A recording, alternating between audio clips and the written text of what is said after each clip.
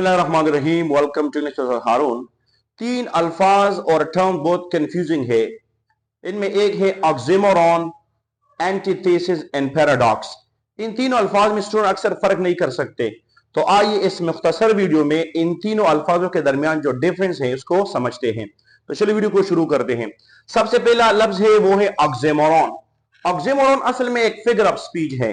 Figure of speech वो technique होता है, वो अल्फाजों का इस्तेमाल होता है जिसमें हम लिटरल मीनिंग के बजाय मेटाफोरिकल मीनिंग पे जाते हैं।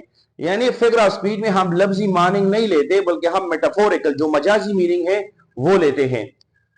ऑक्सिमोरॉन क्या है? Oxymoron when two seemingly opposite words come together, जब भी दो बज़ाहिर मुखालिफ आने वाले अल्फाज, याद रखिए ये जो अल्फाज होते हैं ये कंट्रेडिक्टरी नहीं होते, लेकिन बज़ाहिर इस तरह मालूम होते हैं जिस तरह की ये कंट्रोडक्टरी है।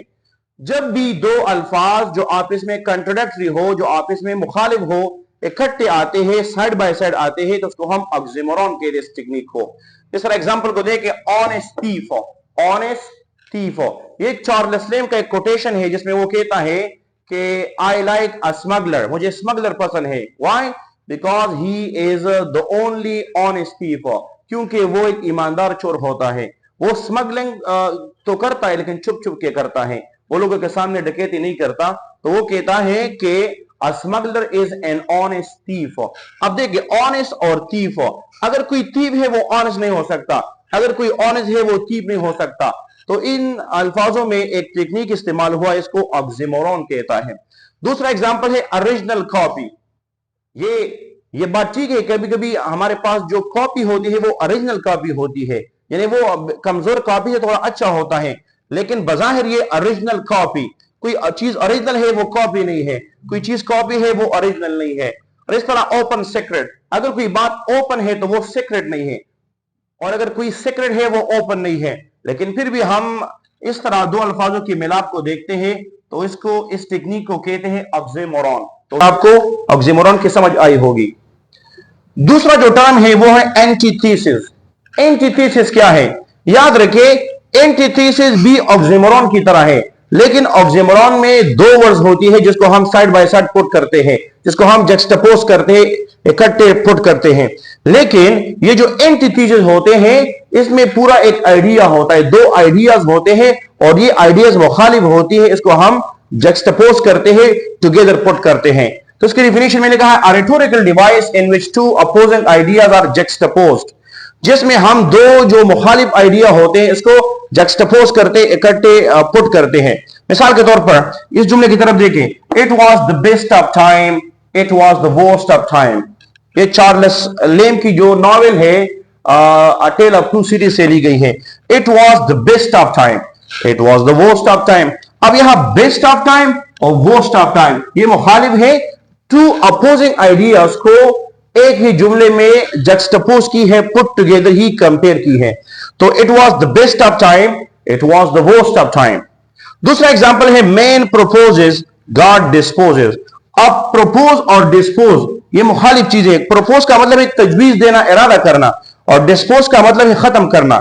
यानी मैन प्रोपोजेस, गॉड डिस्पोजेस, इंसान इरादा करता है लेकिन अल्लाह इसको खत्म करता ही, वही होगा जो अल्लाह चाहेगा। तो मैन प्रोपोजेस, गॉड डिस्पोजेस, तो ये है एंटीथेसिस, क्योंकि यहां ये जो दो आइडियाज है ये आपस में मुखालिफ है, और जब भी हम दो आइडियाज जो मुखालिफ है इसको एक ही जुमले में पुट करते हैं, इस टेक्निक और इस डिवाइस को कहता है एंटीथेसिस।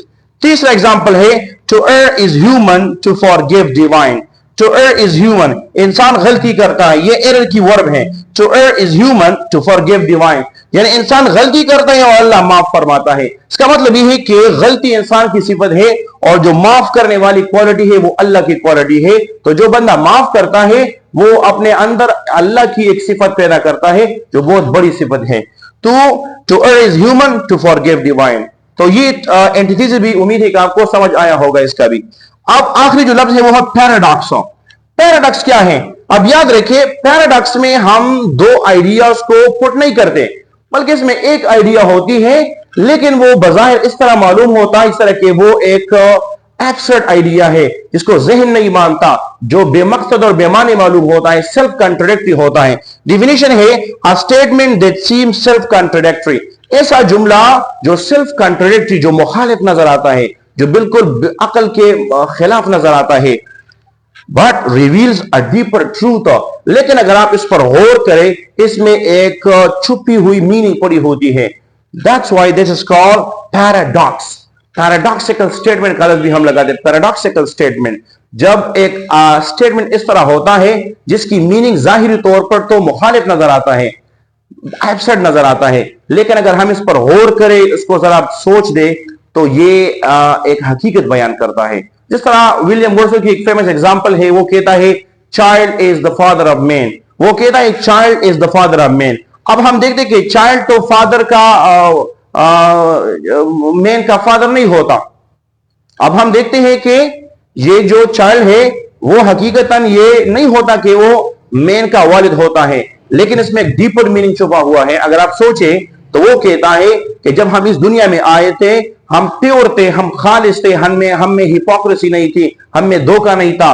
तो हम जितनी भी चीजें मुआशरे से सीखते हैं, ये हम बचपन में सीखते हैं। और अगर आपका बचपन सही है, आपके बचपन के एक्सपीरियंस ठीक है, तो आपका जो बुढ़ापा है वो भी सही होगा। तो अब एग्जाम्पल की तरफ आते हैं। जिस तरह ये एग्जाम्पल है, your strength lies in your weakness. कहता है कि आपकी जो ताकत है वो आपकी कमजोरी में छुपा है। अब देखिए, ये जुमला जाहिर तौर पर बहुत सेल्फ कॉन्ट्रोडिक्टरी है, यानी एब्सर्ड है, जिस पर माइंड काम नहीं करता, ज़हन नहीं मानता। लेकिन अगर आप इसको गौर से देखें, your strength lies in your weakness, कहता है कि आपके ताकत वो है जो आपको कमजोरी में है। यानी आप में जो कमजोरी है, अगर आप इस कमजोरी को खत्म करें तो ये आपका ताकत है, लेकिन आपको समझ नहीं आता। जितनी भी हमारी कमजोरियां हैं वो हमें तरक्की करने नहीं देते। तो वो कहता है your strength lies in your weakness, आपकी जो ताकत है वो आपकी कमजोरी में है, उस कमजोरी को खत्म करो, ये आपका ताकत बनेगा। दूसरा एग्जांपल है लेस इज मोर। कहना है कि कम ज्यादा है। अब कम तो ज्यादा नहीं है, ये जुमला जाहिर तौर पर सेल्फ कॉन्ट्रोडिक्टरी है, लेकिन ये सिंप्लिसिटी की दावत देता।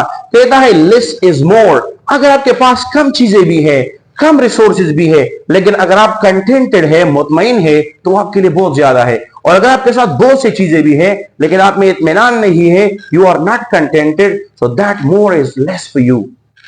आखिरी एग्जांपल है I must be cruel to be kind. ये शेक्सपियर के हैमलेट से ली गई एग्जांपल है। I must be cruel to be kind. Hamlet कहता है आई मस्ट बी क्रूअल, मुझे जरूर जुल्म करना है, जालिम बनना है, टू बी काइंड, मेहरबान बनने के लिए। मतलब यह है, जाहिर तौर पर तो ये सेल्फ कॉन्ट्रोडिक्टरी नजर आता है, लेकिन इसका मतलब यह है कि मेहरबानी करने के लिए आपको आर्जी तौर पर एक जुल्म का सहारा लेना पड़ेगा। यानी आप अगर आर्जी तौर पर कुछ मौकों में अगर आप क्रूअल भी हो जाए, लेकिन ये कभी कभार जरूरी होती है किसी बंदे के लिए। मिसाल के तौर पर आपका बच्चा है, रोज स्कूल नहीं जाता, तो आपने जाहिर तौर पर क्रूअल बनना है। आपने उसको स्कूल के दरवाजे और गेट पे छोड़ना है। वो रोएगा, वो गिला और शिकवा करेगा, और आप खुद भी अफसरदा होंगे, लेकिन आपने यहां क्रूअल बनना है, क्योंकि आप उस बच्चे के साथ कायम हैं उसके मुस्तकबिल के लिए। तो उम्मीद है कि इन तीनों अल्फाजों की समझ इस मुख्तसर वीडियो में आपको आई होगी। If you have any confusion, any query, you can ask me in the comment box. Please follow our page and also like the video. Thank you for giving us your precious and valuable time.